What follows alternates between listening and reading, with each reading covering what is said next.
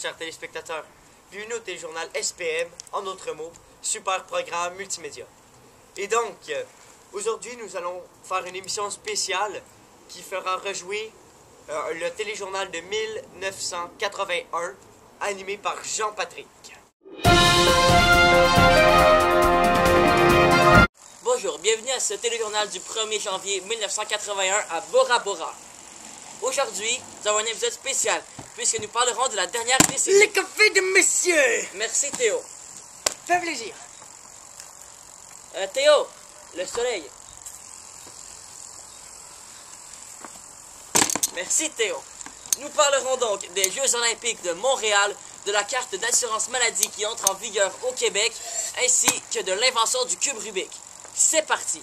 En 1972, l'assurance maladie fut inventée. Le café est à votre goût, monsieur! Il est parfait, Théo. En effet. Merci. Bon, donc je reprends. En 1972, la carte d'assurance maladie est inventée au Québec. Nous allons donc rejoindre Yannick sur les lieux pour nous en parler. À vous, Yannick. Merci beaucoup, Jean-Patrick. Merci beaucoup. Donc voilà, en fait, ce fut en 1940, plusieurs provinces du Canada ont instauré l'assurance maladie dans leur province.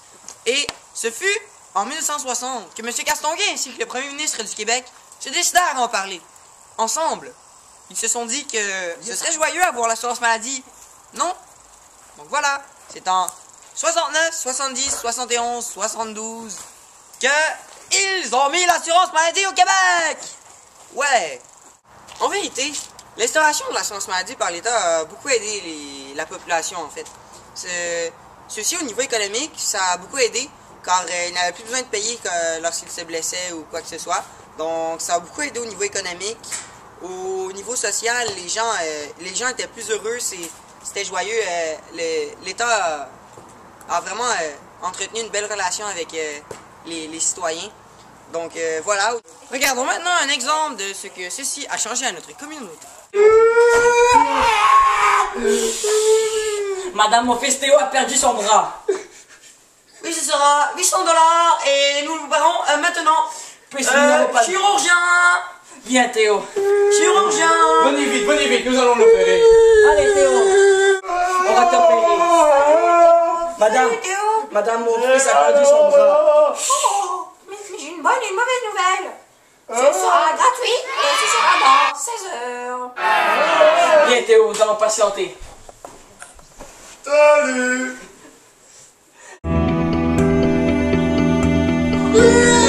Théo, j'ai les bonnes nouvelles. Théo. J'ai découvert qu'est-ce que vous savez. Il vous manque un bras. Calme-toi Théo, tu vas t'en sortir. Nous allons pouvoir faire une opération pour qu'il s'en sorte. Dans combien de temps, docteur? Dans 6 mois. Dans combien de temps? 6 mois. D'accord, tu vas survivre Théo. S'il vous plaît, patientez. Nous allons patienter, docteur.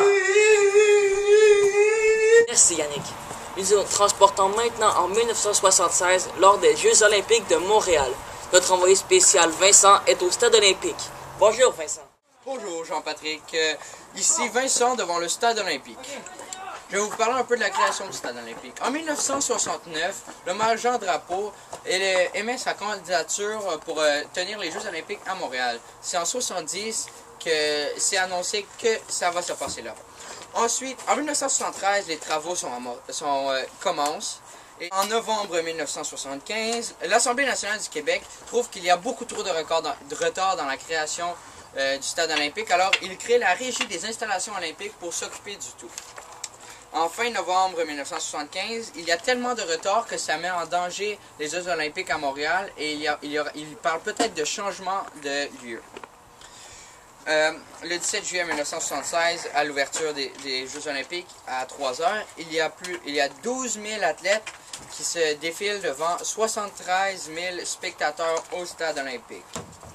Dans ces Jeux Olympiques d'été de 1976, le Canada ramasse 5 médailles d'argent et 6 médailles de bronze.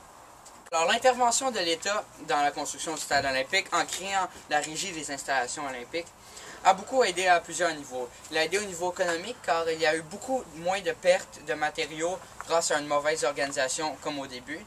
Et aussi, on a moins perdu de temps et aider beaucoup au niveau social, car ça aurait pu ruiner la réputation montréalaise si le stade n'aurait pas été prêt à temps. Il aurait fallu déménager les Jeux olympiques à une autre place, et ceci était grâce à l'intervention de l'État.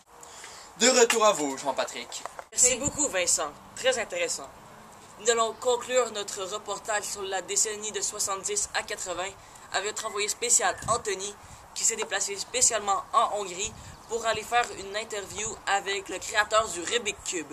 Nous allons donc le rejoindre et voir son interview. À vous, Anthony. Bonjour, je suis présentement en Hongrie avec le créateur du cube Rubik, M. Rubik. Allô? Alors, M. Rubik, en quelle année vous avez créé ce cube? J'ai créé ce cube en 1974 sur le nom de le cube magique. Et ensuite, je l'ai mis en vente en Hongrie. Et ça a été très populaire. Donc, ça m'a donné des ailes pour le changer de nom, soit le cube Rubik, mon nom de famille, et le mettre en vente internationalement pour tout le monde. Absolument. Et est-ce que vous pensez, selon vous, la création de ce cube, est-ce que vous pensez que ça a vraiment changé une partie de la vie à certaines personnes à travers le monde? Selon moi, oui, parce que plusieurs personnes ont eu du plaisir avec ça. En jouant avec, tu vois, ils ont pris des nouvelles formules pour le résoudre. Aussi, les religieux trouvaient que c'était un peu sataniste au début, en Hongrie. Je ne sais pas pourquoi, mais avec la mise en vente internationale, ils ont accepté le projet. Et donc, là, je suis rendu milliardaire, quoi. C'est un très bon vendeur. Merci. Bravo. Eh bien, mesdames et messieurs, nous avons aujourd'hui parlé de l'insertion de la carte d'assurance maladie dans nos vies, de l'invention du cube Rubik, ainsi que des Jeux olympiques de 1976 à Montréal. Ceci conclut notre émission spéciale sur la décennie de 1970 à 1980. Nous nous revoyons demain, même heure, même poste. SPN.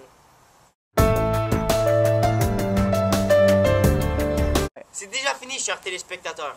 Merci d'avoir écouté cette émission spéciale années 70 à 80. Et donc, je vous invite à venir voir notre téléjournal de 21h. Et là, nous parlerons de vraies nouvelles de 2013.